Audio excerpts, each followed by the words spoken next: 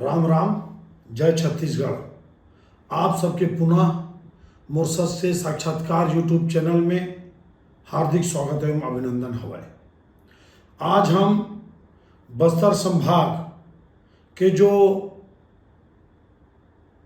आपके उत्तर बस्तर में कांकेर जिला के 3 सीट के विश्लेषण करबो। ओकर पहली माँ दंतेश्वरी के चरण में अपन प्रणाम करत हुए आप सबसे निवेदन करूं कि मोर जो ये विश्लेषण है जेमा मैं छत्तीसगढ़ के लगभग सबों सीटों में 90 सीटों में मैं ये एक विश्लेषण देवत हूँ, एक आंकड़ा बतावत हूँ कि कौन प्रत्याशी कतका मजबूत है, कौन पार्टी कहाँ मजबूत है, कौन कमजोर है, काकर टिकट कटी और काकर टिकट नहीं कटाए और कौन काकर पर भारी है। तो आज हम बस्तर संभाग के उत्तर बस्तर के कांकेर जिला के 3 सीट के आज विश्लेषण करबो। सबसे पहले हम शुरुआत करते हैं कांकेर विधानसभा से। देखिए, कांकेर विधानसभा आपका नीचे में धमतरी जिला से लगता है, आपके पश्चिम में ये बालोद जिला को टच करता है और ऊपर में दक्षिण की ओर ये कोंडागांव जिला को टच करता है और आपका दक्षिण पश्चिम में ये नारायणपुर जिला को टच करता है। कांकेर जिला जो बसाहट है, यहाँ पे गोंड आदिवासियों का प्रभाव है। यहाँ पे व्यापारी, ओबीसी और इसी जिला में जो पखांजूर करके जो क्षेत्र पड़ता है, ये अंतागढ़ विधानसभा में आता है। वहाँ पे बंगाली समाज जो माइग्रेट हुए थे आपके बांग्लादेश के लड़ाई के समय, तो बंगाली समाज का जो बसाहट हुआ था वो आपका इसी कांकेर जिला में अंतागढ़ विधानसभा में हुआ। तो कांकेर में आप जानते हैं कि बीजेपी भी बहुत मजबूत है। वर्तमान में यहाँ पे पूर्व नौकरशाह शिशुपाल सोरी जी विधायक हैं, कांग्रेस से विधायक हैं। यहाँ पे शंकर धुर्वा जी की टिकट काट के शिशुपाल सोरी जी को टिकट दिया गया। अब आप ये जानने को उत्सुक होंगे कि इनकी स्थिति क्या है। मैं आपको बताऊं, सीधा सपाट एकदम क्लियर कट, शिशुपाल सोरी जी की टिकट लगभग कटना तय है, यह मान के चलिए।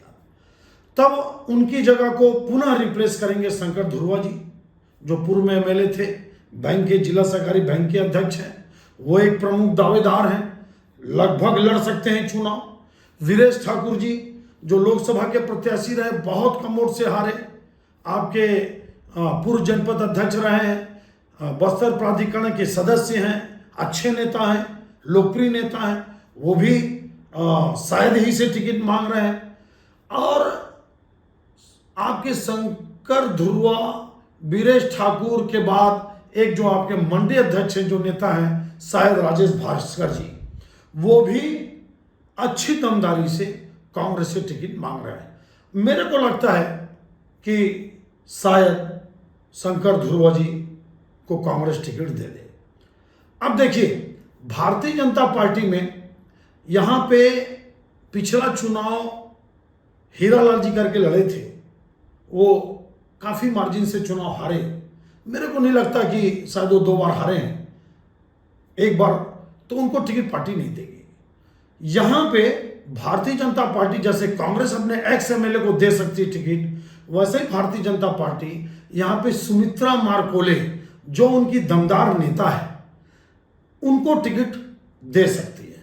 सुमित्रा मारकोले जी का टिकट बहुत ही गंभीरता से पार्टी विचार कर रही है।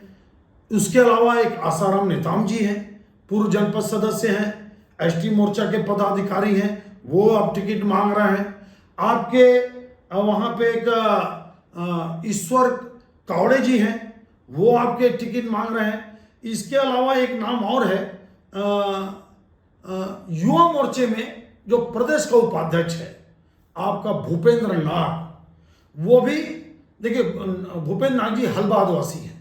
और ये जो कांकेर जिला है, यहाँ पे गौड़ समाज ज़्यादा है। आदिवासियों में अगर हम देखा जाए तो गौड़ समाज ज़्यादा है। तो आप मान के चलिए कि कांकेर में हो सकता है कि इस बार का मुकाबला दो पूर्व विधायकों में हो सकता है, लेकिन लंबी लिस्ट है। वीरेश ठाकुर जी, राजेश भास्कर जी कांग्रेस से, आसाराम जी, भूपेंद्र नाग जी, ईश्वर कावड़े जी बीजेपी में। अब देखिए इसकी बाजू वाली जो सीट है, कांकेर की बाजू वाली सीट, वो है आपकी भानु प्रतापपुर।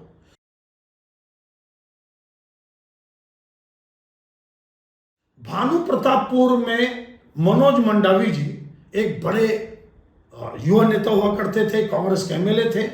अचानक उनका देहांत हुआ।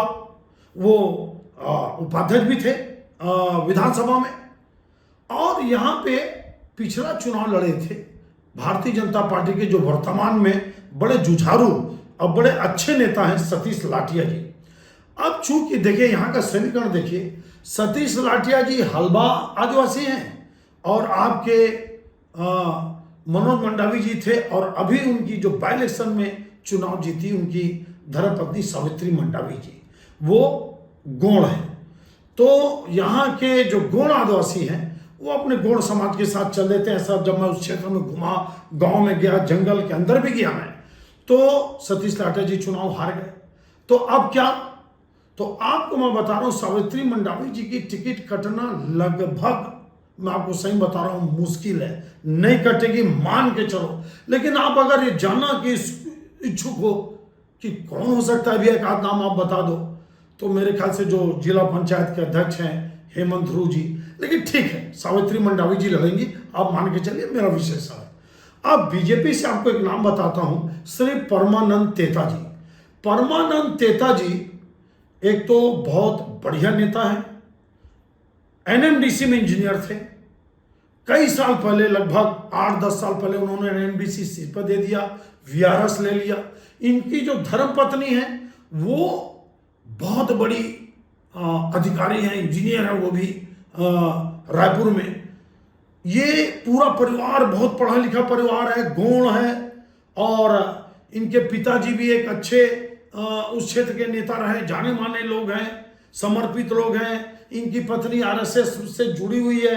तो मैं आपको बता रहा हूं परमानंद तेता जी, ये आप नाम नोट कर लीजिए, सरल, सौम्य, सहज। इनको भारतीय जनता पार्टी इनके ऊपर दांव खेल सकती है, और अगर कोई सीट पे टक्कर दे सकता है सावित्री मंडावी जी को, कांग्रेस को, देखिए ये सीट कांग्रेस के लिए बहुत मजबूत है। तो यहाँ पे भारतीय जनता पार्टी भी सोच समझ के टिकट बांटेगी। तो परमानंद तेता जी को क्या टिकट देगी? अगर मान लो कोई सर्वे में या किसी कारणवश परमानंद तेता जी पीछे होते हैं, अब ये कितना मेहनत कर रहे हैं भाई, मैं तो जब क्षेत्र में गया था तब मेहनत कर रहे थे। आज की स्थिति में मैं नहीं जानता कि वो सक्रिय है कि नहीं है। तो एक युवा नेता है, युवा मोर्चा में जिले का उपाध्यक्ष है, पूर्व जिला पंचायत सदस्य है, हेमेंद्र बंटी ठाकुर। इनके पिताजी डॉक्टर हैं, ये भी एक प्रबल दावेदार हैं। मैं मानता हूं कि अगर परमानंद तेता जी अपनी सक्रियता में या सर्वे में कोई ढिलाई करे तो ये भी एक प्रबल दावेदार है। गौतम उइके जी जो भाजपा के जिला उपाध्यक्ष हैं, प्रबल दावेदार हैं। और आपको बता दूं, मैं इस क्षेत्र में एक बड़े भाजपा के नेता हुआ करते थे, देवलाल दुग्गा जी।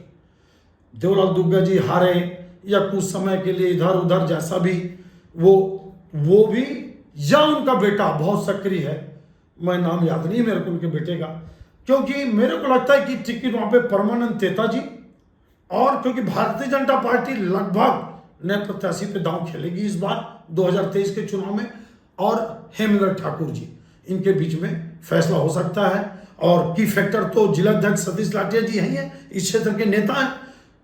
अब आप आइए जो अंतागढ़ विधानसभा है, जहां की मैं बात किया, इस क्षेत्र में बंगाली समाज का बड़ा प्रभाव है। बंगाली समाज एक बड़ा फैक्टर है इस क्षेत्र में। सामान्य और ओबीसी लगभग, आदिवासी, सामान्य, ओबीसी, बंगाली लगभग इस सीट पे बराबर है।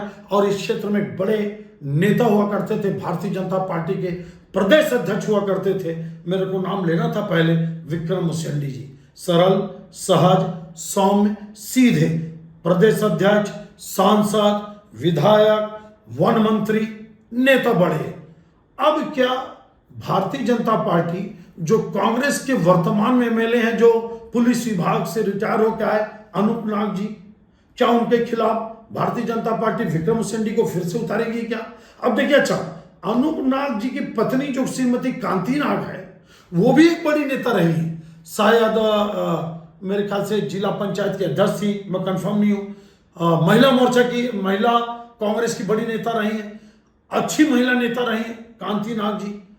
तो अनूप नाग जी, कांति नाग जी, और एक नाम आपको मैं बता रहा हूं, सुभद्रा सलाम जी, अभी वर्तमान में कांग्रेस कमेटी की जिला अध्यक्ष हैं, आपकी पूर्व जिला पंचायत अध्यक्ष हैं, बड़ा नाम है। अगर किसी कारण से अनूप नाग जी या उनके परिवार से टिकट नहीं दिया जाएगा तो सुभद्रा सलाम लगभग सुभद्रा सलाम वहां से चुनाव लड़ने वाली हैं। अब भारतीय जनता पार्टी में देखिए, भारतीय जनता पार्टी में अगर पार्टी ये तय करती है कि विक्रम उसेंडी जी को वापस शायद लोकसभा लाएं या और कहीं उनका उपयोग करें, तो अंतागढ़ के जो नगर पंचायत के अध्यक्ष है राधेलाल नाग, ये प्रबल दावेदार हैं। लगभग आपको मैं बता सकता हूं कि नए चेहरे में इनका टिकट लगभग फाइनल हो सकता है। राधेलाल नाग जी का सक्रिय हैं, कई वर्षों से पार्टी के लिए काम भी कर रहे हैं और लोग इनके चाहने वाले भी हैं, समर्थक भी हैं। अब देखिए, ये जो नाग आदिवासी जो है, यहां पे एक दावेदार और है, बता देता हूं भारतीय जनता पार्टी से। राधेलाल नाग जी के अलावा एक नाग जी और थे, भोजराज नाग जी, एक्स एमएलए। देखिए आप, वो भी आपके टिकट मांगने की इच्छुक है। और आपको एक बात बता दूं, मैं जो मैं पिछले अपने वीडियो में बोला था, सर्व आदिवासी समाज, अरविंद नेताम जी, अकबर कौर राम जी, अभी जो बाई इलेक्शन हुआ था तो सर्व आदिवासी समाज आपका भानु प्रतापपुर से लगभग 20-22 हजार वोट पाया था। सर्व आदिवासी समाज, मंतूराम पवार जी भी इस क्षेत्र के बड़े नेता हैं, तो शायद क्या मंतूराम पवार जी सर्व आदिवासी समाज से चुनाव लड़ सकते हैं? कहां से? क्या अंतागढ़ से या भानु प्रतापपुर से? अब वो सर्व आदिवासी समाज कितना दमदारी से लड़ता है, कितने इसमें पूर्व अधिकारी काम करते हैं, कैसे ये समाज की स्ट्रेटजी बनती, घोषणा तो है कि दमदारी से लड़ेंगे। अब देखते हैं कि स्थिति क्या है, लेकिन बाई इलेक्शन में सर्व आदिवासी समाज ने अपनी धमाकेदार उपस्थिति दिखाई है आपके उपचुनाव भानु प्रतापपुर में। तो मैं बता रहा था आपको, जो नाग आदिवासी जो है, ये नाग आदिवासी ना तो गोड़ में आते हैं ना हालबा में आते हैं। ये महाराष्ट्र से काफी पहले, मेरे ख्याल से आपका मध्य प्रदेश के बनने के पहले 1956 के पहले, ये गढ़चिरौली एरिया से, पूरा ये बॉर्डर टच है महाराष्ट्र का, गढ़चिरौली एरिया से ये कांकेर जिला में, मध्य प्रदेश में, बस्तर में प्रवेश किए और दमदारी से अपनी उपस्थिति दिखा रहे हैं। पढ़े लिखे लोग हैं, जानकार हैं, शिक्षा की ओर ध्यान देते हैं। तो ये लेकिन गोंड और हलबा से अलग आदिवासी है। तो आपको मैं बता रहा हूं कि कांकेर जिला में कांग्रेस भानु प्रतापपुर में बहुत मजबूत है।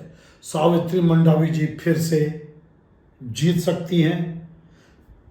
अंतागढ़ बीजेपी के लिए चुनौती है और कांकेर हो सकता है कि जोरदार फाइट में बीजेपी को कुछ एज मिल जाए। अब देखते हैं। ये मेरे कांकेर जिला का जो उत्तर बस्तर का जो आपका विश्लेषण है, ये मैं आपके सामने रखा। उम्मीद करता हूं कि आपको ये सब विश्लेषण मेरे अच्छे लगते होंगे। नहीं भी लगते कोई बात नहीं, आप बिल्कुल कमेंट्स करिए कि मैं कहां पे गलत कर रहा हूं, या मेरा विश्लेषण पसंद नहीं है, या मैं बहुत कुछ जानता नहीं हूं, समझता नहीं हूं, मेरे को और कुछ सीखना चाहिए। बेझिझक आप बताइए। डिसलाइक करिए अगर मैं पसंद नहीं आता हूं तो, डिसलाइक का भी बटन रहता है। और अगर अच्छा बोल रहा हूं तो लाइक का बटन दबाइए, शेयर करिए और सब्सक्राइब करिए। इन्हीं शुभकामनाओं के साथ आप सब मोर संग दयामय बना रही हो, मोर सत्य साक्षात्कार यूट्यूब चैनल ला समर्थन देते रही हो, आशीर्वाद दियो। आप सबके बहुत बहुत धन्यवाद। जय हिंद, जय छत्तीसगढ़।